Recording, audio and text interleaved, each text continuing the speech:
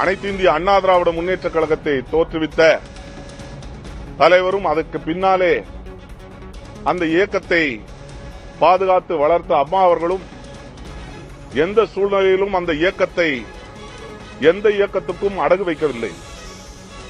அனைத்து இந்திய அண்ணா திராவிட முன்னேற்ற கழகம் என்பது அவர்கள் காலத்தில் இருந்த அதிமுக இல்லை.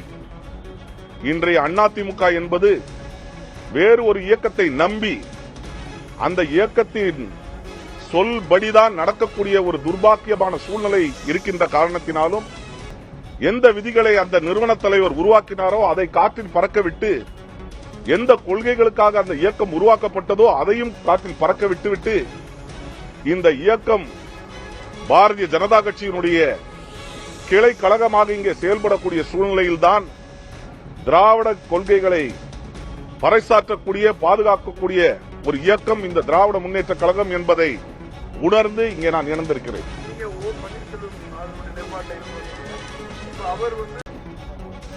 சில நெருடல்கள் உண்டுதான்.